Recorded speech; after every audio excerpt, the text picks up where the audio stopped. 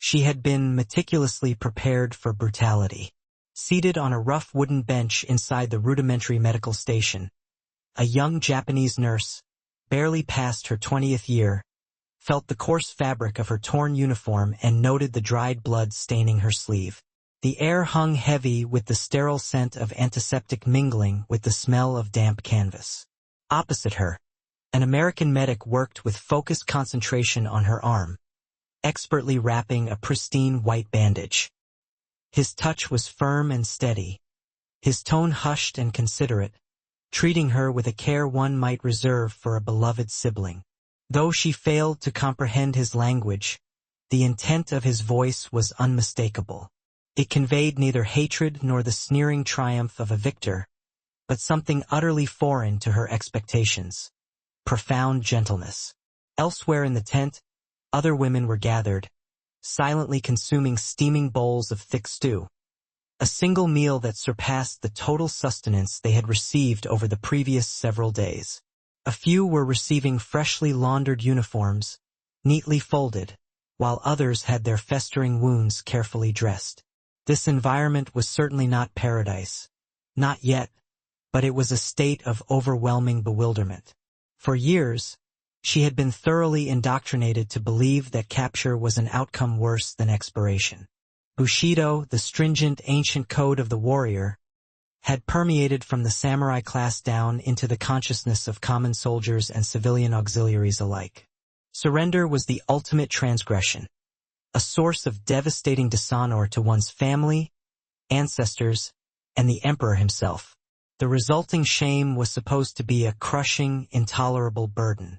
She, like all the others, had recited the solemn oath during her training: better to die than be taken. Every woman present held the firm conviction that surrender meant certain humiliation, starvation, or torture so barbaric that death would come as a welcome deliverance. This was the narrative their commanders had guaranteed, the grim fate their families anticipated. Yet here, in this temporary shelter, amidst the novel aroma of freshly brewed coffee and baked bread, that pervasive myth was beginning its inevitable collapse. The cognitive dissonance between expectation and the lived reality felt almost physically agonizing. When the Americans had initially closed in, she had braced herself for the violent impact of a rifle butt, for mocking jeers, for the triumphant, leering stare of the conquering enemy. Instead, one soldier had courteously offered her a cigarette. Another had simply extended a full canteen of water. When the medic had initially touched her arm to gauge the extent of the wound, she instinctively recoiled, flinching as if anticipating a blow. He merely furrowed his brow, gave a brief nod, and carried on with his work without undue comment. She found her gaze fixed upon the immaculate white bandage starkly contrasted against her bruised, dirty skin, and could not shake the suspicion that this was a subtle form of deception. The merciless conflict she had recently fled offered absolutely no space for such humane gestures. In the Pacific Theater, she had personally witnessed soldiers abandoned by their own units, left to bleed out because they were too weak to maintain the march. She had seen meager rations meticulously divided into slivers of rice, sometimes bulked out with tree bark or sawdust. She had observed officers violently striking subordinates across the face for faltering under sheer exhaustion. This, they were told, was discipline. This was honor. Suffering was the ultimate currency of loyalty. Mercy was merely weakness. That was the totality of the world she had inhabited until this moment. Statistics tell part of this complex tale. Between 35,000 and 50,000 Japanese soldiers, alongside a smaller but still significant number of women auxiliaries, would be taken as prisoners before the war's conclusion in August 1945. They had all been fed the identical propaganda, that the enemy would strip them of all dignity and subject them to vile tortures, making suicide the only rational choice. Yet what they encountered was often diametrically opposed to this promise. American camps, governed by the stipulations of the Geneva Convention, were founded not upon institutionalized cruelty but upon established procedure, predicated on the principle that a prisoner kept healthy and alive was infinitely more valuable than one brutalized. For the Americans, A well-treated captive served as a reliable source of intelligence, a potent tool for propaganda, and a clear demonstration of moral superiority. For the Japanese mind, the very existence of such benevolent treatment was utterly unthinkable. But numbers and international treaties cannot convey the raw emotional impact of a 20-year-old nurse receiving soup instead of derision. She had not tasted genuine meat for a week. The broth was rich, leaving a pleasant trace of oil on her lips, steaming with actual vegetables whose names she had forgotten. When she finally swallowed, her body began to tremble, not solely from the rush of hunger, but from pure, utter disbelief. Beside her, another woman, older and perhaps wiser, quietly wiped her mouth and began to weep openly. To cry over stew might appear absurd, even laughable to an outsider. Yet in that profound moment, the food was far more than mere sustenance. It was undeniable proof that the enemy viewed them, fundamentally, as human beings. The irony was acutely sharp. While Japanese propaganda adamantly insisted that American captivity guaranteed degradation, here stood guards who attempted to learn their names, doctors who diligently treated their wounds, and cooks who distributed fresh bread as if feeding valued comrades. Meanwhile, Allied prisoners confined in Japanese camps faced starvation rations, incarceration in bamboo cages, and backbreaking forced labor. Tragically, 1 in 3 would ultimately perish. The comparison was staggering, almost grotesque. One side systematically integrated survival into its prison policy. The other institutionally fostered death. Still, trust was an alien concept. Some women initially refused the food, deeply convinced it must be laced with poison. Others meticulously hid the chocolate bars they were offered, certain they were merely bait. The nurse herself hesitated when the medic offered her a steaming cup of coffee, the vapor curling upwards like the smoke of unfamiliar incense. She had never tasted it before. When she finally took a hesitant sip, the bitterness shocked her palate, causing her to cough. The medic chuckled softly, shaking his head as though mildly amused by her startled innocence. That small, human sound, the spontaneous laughter of an enemy, pierced her psychological armor far more deeply than any physical wound ever could. The shock was multi-layered, hitting not only the physical body but the deeply ingrained culture.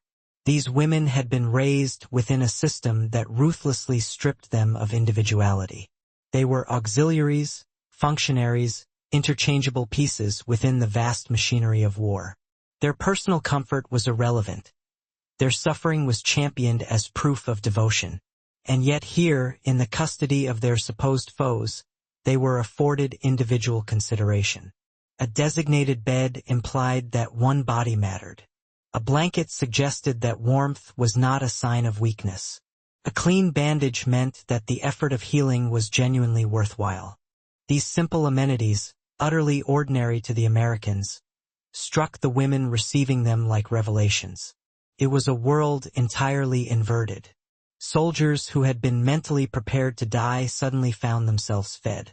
Nurses who had been ready for institutional shaming found themselves treated with respect. Even the pervasive silence of the camp at night was disorienting. There were no shouted orders, no ritual public punishments, only the distant, muted hum of guards conversing quietly among themselves, and the faint, melancholic notes of a harmonica carried across the barracks area. Some women lay awake, staring intently at the ceiling, half convinced they had stepped not into harsh captivity, but into some elaborate, strange dream. There was fear, certainly, but also the first, faint sparks of something far more psychologically dangerous: curiosity. If the Americans were not the monsters they had been promised, what else, then, had been a lie? The capture was not absolute dishonor. What truly constituted honor? These unsettling questions began to ripple silently through the group, whispered in the darkness, or scribbled into permitted letters home. For the nurse, the personal zenith came when she was handed not just food or bandages, but a wooden pencil and a crisp sheet of paper. She was informed that she was permitted to write to her family. She stared at the blank page for a protracted length of time.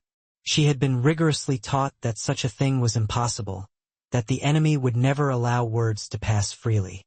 Yet here it was, the expectant white paper waiting. She wrote, in a small, shaky hand, "Mother, I am alive. They feed me. They treat me kindly. I do not understand this war anymore." That letter, like so many others, would eventually be intercepted and scrutinized by Japanese intelligence. Its contents would deeply trouble those who read it. How could a paradise exist inside a prison? How could dignity blossom behind barbed wire? She did not yet realize it, but this was only the beginning. The bandage meticulously wrapped around her arm was not just cloth. It was a single thread beginning to unravel an entire belief system, one that would leave her and her entire nation facing fundamental questions far more painful than any physical wound. The first morning in the camp felt akin to stepping into a completely different universe. The women awoke not to explosive shouted orders or the aggressive clatter of boots, but to the faint, appealing smell of bacon drifting through the barack. The air was cool, the light filtering softly through the wooden wall slats, and for a moment they lay utterly still, half convinced it was merely a trick of the senses. Then came the call for breakfast, delivered not barked in anger, but spoken with steady, monotonous routine. They shuffled uncertainly into line, their movements hesitant, as though expecting the entire illusion to shatter at any second. Instead, they were handed metal trays laden with eggs, soft bread, and steaming mugs of coffee. Some women stared, frozen in place. One whispered nervously that it must surely be a test. But when they watched the American guards sit down nearby with their own identical plates, eating the same food without hesitation, suspicion began to visibly erode. The young nurse lifted her fork with trembling fingers. She had known a hunger so sharp it felt as though it gnawed at her very bones. Now, with the first bite, her body jolted awake. The richness of the yolk on her tongue, the warmth of the bread soft against her teeth. These physical sensations were almost violent in their intense novelty. Tears welled in her eyes. Around her, others devoured the meal with quiet, desperate efficiency, their rigid dignity battling their overwhelming physical hunger. One woman laughed suddenly, a sound edged with raw hysteria, and immediately covered her mouth in shame. Yet no guard shouted. No punishment was meted out. The guards simply glanced over with mild curiosity, as though laughter, even here, was perfectly permissible. The beds themselves were astounding revelations. Simple wooden frames, thin mattresses, and real blankets. After months of sleeping on cold dirt floors or rough bamboo mats, the simple act of lying down on something soft felt indecent, as though comfort itself were a form of profound betrayal. The nurse sat carefully on the edge of her bunk, gripping the blanket as if it might magically vanish. For the first time since she had left her home village, she possessed a material object that belonged to her alone. That blanket quickly became a powerful symbol, not simply of warmth, but of personal worth. The camp was not luxurious by any measure. Barbed wire still coiled menacingly along its borders. Guards still stood watch, rifles slung across their shoulders. Yet the atmosphere pulsed with a strange contradiction, captivity laced with profound kindness. In the afternoons, the women were offered work assignments, strictly voluntary, not forced labor. Some chose to assist in the kitchens, curiously learning how Americans baked their bread using yeast instead of rice flour. Others swept the compounds or tended to small garden plots. One day, the nurse was handed a small packet of seeds. When she quietly asked why, the guard simply gestured toward a patch of bare earth and said something she didn't understand linguistically, but the intended meaning was clear enough. Grow something. To a woman trained only to patch wounds and administer morphine, the thought of coaxing life from the soil felt entirely foreign. Yet her fingers trembled, not with lingering fear, but with a strange, burgeoning excitement. Letters represented yet another astonishment. The prisoners were formally told they could write home. Skepticism was instant and widespread. Surely these letters would never truly reach Japan. But when they were given the paper and pencils, the women sat in stunned silence, staring at the blank sheets. Slowly, words began to spill onto the page. One wrote of the abundant meals, another of the unexpected warmth of her bed, another of the careful attention paid to her bandages by American doctors. Their voices, previously silenced by the oppressive weight of Bushido, now found a powerful expression in ink. Those letters would pass through censors, eventually landing in the hands of Japanese authorities, who found themselves reading testimonies that directly contradicted their most sacred propaganda. In the evenings, time was allocated for recreation. The guards provided books, some in English, some translated into basic Japanese. There were also musical instruments, harmonicas, and even a battered piano in one corner of the camp. One evening, the nurse sat outside as a fellow prisoner played a hesitant, unfamiliar melody, the notes drifting gently across the compound. She closed her eyes, hearing not the usual victory songs or stern military marches, but something deeply tender, almost childlike. It was music played solely for the sake of beauty. In her former world, beauty had always been suspect, a dangerous distraction from duty. Here it was permitted. The irony was thick enough to taste. While these women slowly adjusted to 3 full meals a day, their families back in Japan were surviving on rations so meager that children gnawed on bark to dull their chronic hunger. Allied reports estimated that the average Japanese civilian consumed fewer than 1,200 calories daily in 1944. Meanwhile, in the American camps, the prisoners gradually gained weight, their cheeks filling out, their bodies slowly regaining lost strength. The paradox was unbearably cruel. Captivity effectively offered more life than freedom had. At first, many of the women instinctively recoiled from these comforts, fiercely clinging to the notion that to accept them was ultimate dishonor. Some ate with rigid posture, refusing to exhibit any sign of gratitude. Others furtively tucked food into pockets, convinced the unexpected kindness would abruptly cease. But over time, the instinct for survival steadily eroded rigid ideology. A stomach full of eggs and warm coffee had more persuasive power than 1,000 propaganda slogans. The nurse herself found that each night as she pulled the soft blanket around her shoulders, the persistent voice in her head that whispered shame grew noticeably quieter. In its place rose another, faint whisper. Maybe I am worth this. Yet the dissonance gnawed at them relentlessly. How could their enemies treat them better than their own officers had? How could strangers deeply care about wounds their own comrades had callously ignored? One woman, who had once been savagely beaten by her superior for collapsing from a fever, stared intently at her arm where an American doctor had administered restorative medicine. She said nothing, but in her silence was a question louder than any words could convey. There were also moments of unexpected human humor. The first time the women were offered peanut butter, utter confusion reigned.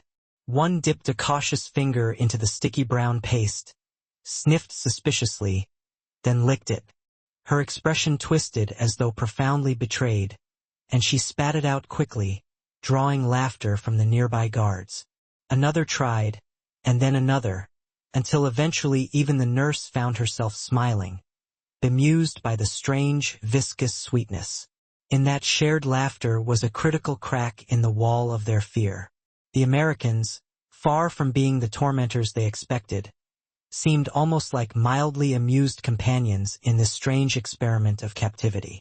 Still, beneath the warmth lay a deeper, more dangerous current. Each deliberate act of kindness chipped away at the foundations of what these women believed about honor and the nature of war itself. If surrender did not inherently mean disgrace, then what exactly had they been dying for? If the enemy could display such tangible gentleness, then who truly was the barbarian? These radical questions lingered in every bowl of soup, every clean bandage, and every soft note of music drifting in the night air. The nurse, once absolutely certain that her life belonged solely to the emperor, now lay awake on her narrow mattress, tracing the intricate knots in the wooden ceiling. She thought of her mother, thin and chronically hungry in a house without fuel, of her brothers marching in ragged uniforms. She thought of the rich stew, the simple laughter, and the seeds waiting patiently to be planted. She felt as though she stood precariously on the edge of two parallel worlds, one quickly collapsing, the other profoundly unknown. What unsettled her most was not the comfort itself, but the subversive idea it carried, that her individual life, her singular existence, truly mattered. That realization was more destabilizing than any weapon, because once dignity is truly tasted, it is an experience that can never be forgotten. And as the weeks stretched on, as the letters traveled across vast oceans, as whispers of this strange paradise reached the ears of those still fighting, the implications would ripple far beyond the immediate fences of the camp. The days in captivity began to settle into a steady, almost disarming rhythm. Morning reveille, a filling breakfast of eggs or porridge, followed by hours that stretched wide with possibilities none of the women had dared to expect. The barbed wire remained, sharp and distinct against the horizon. Yet within its bounds, something infinitely subtler unfolded. It was not merely physical survival.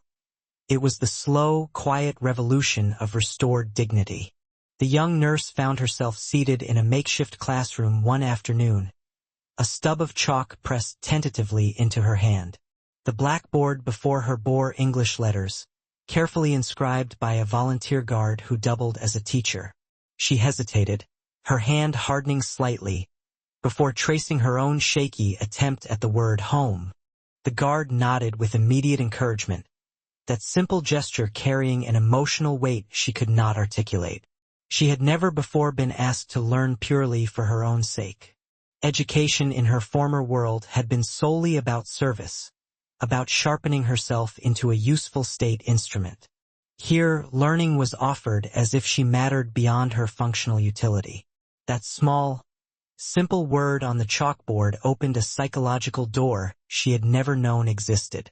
Letters sent from the camp became another kind of classroom. When she wrote to her mother, she struggled initially, her words stilted and awkward. What could she truly confess? That she was being well-fed while her family was starving? That American doctors checked her wounds with far more care than her commanding officers ever had? She settled finally on simple truths. The food was warm, the beds were clean, the guards were strangely kind. She did not fully understand it, but she desperately wanted her mother to know she was alive. Weeks later, when whispers reached her that such letters were routinely intercepted and read by high-ranking Japanese officials, she wondered what those men in Tokyo thought as they handled her words. Did they recognize the deep, structural cracks spreading throughout the story they had spun? Medicine became another profound battlefield of perception. One woman, plagued by chronic toothache for years, was led to a camp dentist. The chair was cold metal, the overhead lamp harsh, but when the American leaned over and spoke softly, she realized with a sudden jolt that he truly intended to ease her suffering. Moments later, the rotten tooth was extracted, and for the first time in years, she felt genuine relief. She touched her jaw in stunned disbelief. No officer in her own army would have spared her from such inevitable pain. The act was not just medical, it was radical. Pain, she began to realize, was not an unavoidable fate, could be answered with intentional compassion. Even religious faith found room within the camp boundaries. A few of the women set up a small, discreet shrine using stones and scraps of wood, arranging it carefully in a corner. They fully expected it to be immediately torn down. Yet, when an American guard noticed it, he merely nodded respectfully and walked on. This permission to practice devotion without hostile scrutiny felt like inhaling deeply after years spent underwater. Others attended informal gatherings where Christian chaplains offered words of comfort, not with force, but with a strange, unpressured gentleness that left them profoundly unsettled. Choice itself was foreign. The empire had demanded absolute worship. the Americans merely allowed it. Music, too, slipped into their lives like precious smuggled joy. On quiet nights, the melancholy sound of a harmonica drifted over the compound, played by a guard or sometimes by a prisoner who had been taught by him. The notes were often clumsy, yet they carried a discernible warmth. The nurse would sit on her bunk, eyes closed, allowing herself to imagine a world beyond the constant brutality of war. Music had always been associated with ceremony or military command. Here, it existed purely for beauty, a poignant reminder that there was more to life than orders shouted through megaphones. With every passing day, the contrast deepened dramatically. Allied prisoners in Japanese camps were being worked to slow exhaustion in mines and jungles, their bodies wasting, their spirits crushed. Reports estimated 1 in 3 would die before liberation. Yet here, the Japanese women's cheeks filled out, their physical strength returned, and their forgotten laughter re-emerged. The dissonance was unbearable. They had been told Americans were demons. Yet demons did not provide sewing kits, books, or thick blankets against the cold night. Each kindness delivered a subtle blow against the psychological wall of fear, and that wall was beginning to visibly crumble. The revolution unfolding was not loud. It manifested in cautious glances, in quiet confessions, and in the subtly altered way the women began to carry themselves. The nurse observed that she no longer hunched her shoulders in instinctive shame when guards passed by. Instead, she cautiously met their eyes, acknowledging a shared humanity across the profound cultural divide. Another woman who had once hidden her food began to eat openly, no longer fearing it would be suddenly snatched away. These small, almost invisible changes combined to form something monumental. Still, the shadow of shame lingered heavily. Some women whispered fretfully at night that they could never face their families again, that surrender was utterly unforgivable no matter how well they were treated. One even contemplated ending her life within the camp boundaries. So heavy was the burden of dishonor. Yet it was another prisoner who stopped her, gripping her hands tightly and whispering, "If the enemy values our lives, why do we not value them ourselves?" That haunting question hung suspended in the air, impossible to dismiss. It was the crucial seed of transformation, self-worth discovered through the eyes of supposed foes. The Americans, perhaps entirely unknowingly, wielded kindness as a weapon infinitely more potent than any rifle. Intelligence flowed more readily from lips unbroken by torture, often offered freely by those who felt a complex debt they wished to repay. But something far deeper was occurring. These women were not merely cooperating. They were slowly awakening to the radical notion that dignity was not inextricably tied to blind obedience or ritualized death. It was a birthright, something no emperor or general could ever fully erase. One evening, as soft rain pattered rhythmically against the barracks roof, the nurse held in her hands a new pair of spectacles, newly fitted for her eyes. She slipped them on, and the world abruptly sharpened. Lines became clear, edges distinct, faces visible in ways they had not been for years. She blinked back unshed tears. The American doctor who had handed them to her had simply said, "No one should live in a blur." She understood enough to grasp the profound meaning. It meant vision, yes, but also a new clarity. For the very first time, she saw not only the world outside, but herself more sharply than ever before. These transformations did not come without a terrible cost. They tore at deeply held loyalties, shaking cultural foundations to their core. What did it mean to continue serving an empire that starved you while your enemies diligently fed you? What did it mean to honor a code that demanded your death when life itself offered such unexpected mercy? Each woman wrestled with these seismic questions alone, yet together they formed a silent, growing chorus of doubt. The nurse often returned to her blanket at night, clutching its edge, remembering the fierce oath she had once sworn, better to die than surrender. Now she lay alive, warm, and well-fed, deeply unsure if she had betrayed her country, or if, in fact, her country had betrayed her. That profound uncertainty became the true wound, deeper than any shrapnel, harder by far to heal. And beyond the camp, tenuous rumors began to subtly spread across the battlefields. Rumors of prisoners treated well, of women actually writing letters home, of dignity strangely preserved behind enemy fences. Soldiers who once charged into impossible, hopeless battles now hesitated, if only for a single breath, wondering if capture might not be the total annihilation they had been promised. That hesitation was inherently dangerous, not just to the empire's diminishing armies, but to its very soul. The nurse did not yet know the full geopolitical weight of what was happening. She only knew that when she looked into the borrowed mirror one evening from the infirmary, she saw more than just a prisoner staring back. She saw a human being, valuable, irreplaceable, and intensely alive. And once that fundamental realization took root, there was absolutely no possibility of turning back. What she could not possibly imagine was how this quiet, individual revolution would echo far beyond the fences, ultimately reshaping not only her own life, but the entire course of a nation still desperately clinging to its myths. The war ended not with the thunder of. The news arrived not with the roar of artillery, but in an abrupt, profound silence. When the official announcement finally reached the camps, the women did not erupt in cheers. Instead, they sat in stunned disbelief, gazing at the earth, grappling with the radical impossibility of the statement. Japan had capitulated. The proud empire, which had commanded them to choose death over the disgrace of capture, had at last submitted. The physical presence of the barbed wire remained, still enclosing their world, but its significance had fundamentally changed. It ceased to designate them as mere captives in a continuing conflict. Now it framed them as privileged, if reluctant, witnesses to its ultimate cessation. Repatriation commenced as a slow, deliberate process. Trains, ships, and carefully organized convoys were mobilized to convey them back to the homeland they had been separated from for years.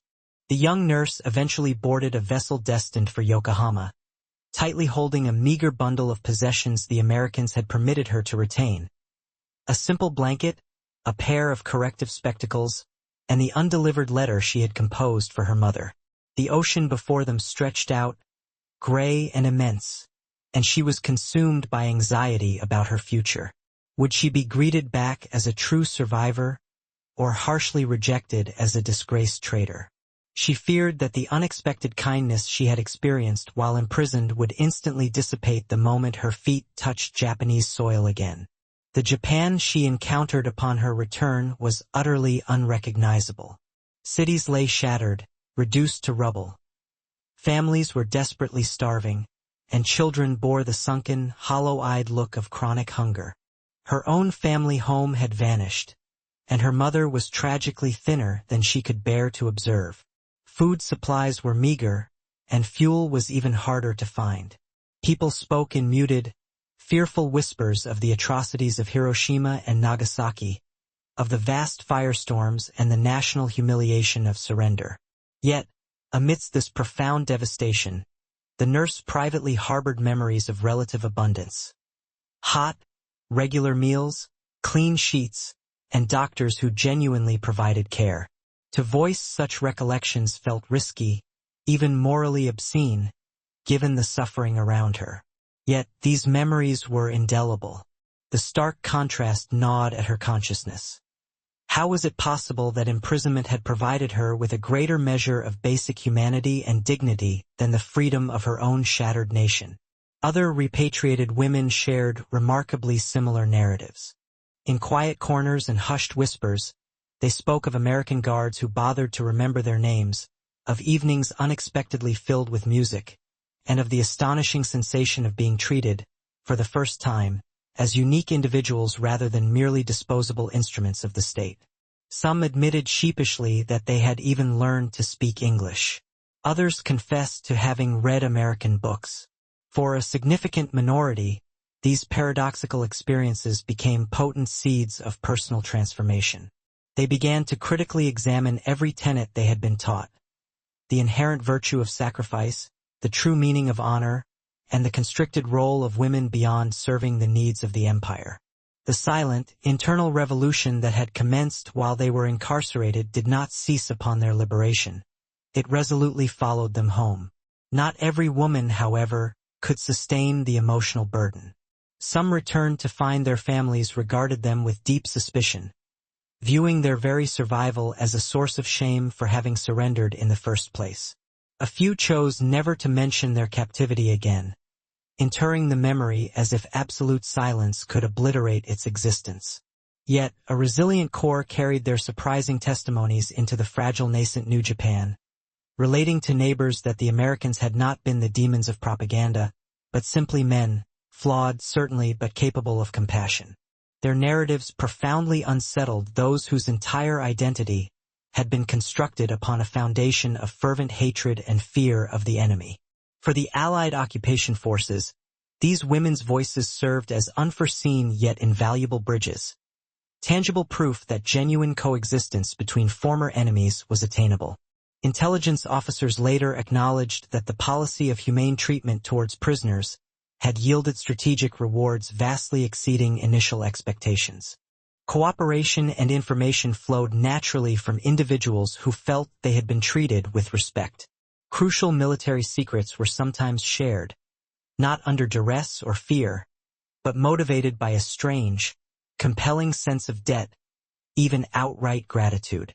Some historians have contended that this far-sighted policy may well have accelerated the war's conclusion by several critical months, saving innumerable lives. But for the women themselves, the lasting legacy was not strategic. It was intensely personal. They had been granted a brief, life-altering glimpse into a world where inherent dignity was not something painfully earned through suffering, but a gift offered unconditionally. One gray afternoon, months after her return, the nurse sat with her mother amidst the skeletal ruins of their former home. They were boiling weeds to make a soup, the resulting broth thin and acrid. Her mother, her eyes fixed away from her daughter's face, asked softly about the details of the camp. The nurse paused, then began describing the regular meals, the clean beds, the letters she had been allowed to write. She recounted specifically the moment an American doctor had carefully placed spectacles on her nose, enabling her to see clearly for the first time in years. Her mother began to weep quietly, not in shame, but in overwhelming relief. At least, she whispered brokenly, someone remembered that you were human. The irony of their situation was almost unbearable. The empire had aggressively promised immortal glory but had delivered only crushing starvation. The supposed enemy had promised nothing at all, yet had delivered profound human kindness. It was as if the established moral order of the world had irrevocably inverted. The women who had endured this profound, ethical paradox could never view the nature of war in the same light again. Some emerged as quiet, committed advocates for peace, their voices small but deeply persistent within a society struggling desperately toward reconstruction. Others elected to carry their memories in silence, allowing them to subtly shape the way they nurtured their children, instilling the vital lesson that compassion could ultimately prove more powerful than cruelty. Even many decades afterward, when historians conducted interviews with the elderly former female prisoners, their recollections were imbued with the same sense of astonishment. One recalled, "They gave me chocolate and I simply did not believe it was real. I genuinely thought it must be some kind of trick. But then I watched the guard eat an identical piece. That single moment fundamentally changed me. If the enemy could share chocolate, what boundaries remained for the world to share?" Another offered, "I learned English while I was in the camp. I continue to speak it. Sometimes I even dream in it." These testimonies, individually fragile yet collectively powerful, coalesced into a mosaic of experience that utterly defied the simplistic, demonizing narratives of wartime propaganda. The quiet revolution of personal dignity did not manage to topple governments, but it irrevocably altered individual lives. It proved that even within the blackest heart of war, genuine kindness possessed the power to fracture the most rigid, entrenched ideology. The nurse, who had once been conditioned to believe her entire worth derived solely from serving the emperor, now possessed irrefutable knowledge otherwise. She had been valued as a person by strangers. She had been treated as if her physical pain was consequential, as if her hunger deserved immediate relief, and as if her failing vision warranted clarity. That intrinsic knowledge was permanent. It could never be revoked or forgotten. The Americans likely did not intend to ignite such deep personal transformation. Their policies were fundamentally pragmatic, anchored in the strictures of Geneva Convention obligations and sharp strategic calculation. Yet, the unintended consequence was a startling revelation. Humane treatment possessed a persuasive power that no bomb could ever achieve. The Japanese Empire's doctrine had uncompromisingly demanded death over dishonor. The Americans had subtly demonstrated that a life preserved, and preserved with dignity, was ultimately the greater, more powerful force. The nurse carried these difficult truths silently, yet they infused every aspect of her existence. As she walked through the bombed-out streets, as she observed occupation soldiers distributing food rations to starving children, and as she held her mother's hand in the darkness, she remembered the camp not strictly as a prison, but as a strange, paradoxical haven. Not a paradise of material luxury, but a true paradise of humanity, where she had discovered her own inherent worth precisely where she had least expected it. And so the narrative of these women did not terminate at the perimeter of the barbed wire. It persisted, lingering in the deep silence of their memories, in the subtle, profound changes they introduced into their families, and in the quiet testimony they eventually shared. It resided within the simple objects they carried home, the spectacles, the letter, the blanket, which transformed into potent symbols of a truth far surpassing the scope of the war itself. For ultimately, the most astonishing shock was not merely that the Americans had treated them kindly. It was the devastating realization that kindness itself could survive and flourish in a world entirely dedicated to destruction, that dignity was capable of blooming even within confinement, and that one's enemies could, paradoxically, become the most essential reminder of one's own humanity. As the quiet whispers of these experiences spread, first among families, then through villages, and eventually across oceans, they carried with them a single, unsettling question that challenged both the victors and the vanquished. If paradise could somehow exist inside a prison, what did that truly reveal about the world outside its walls?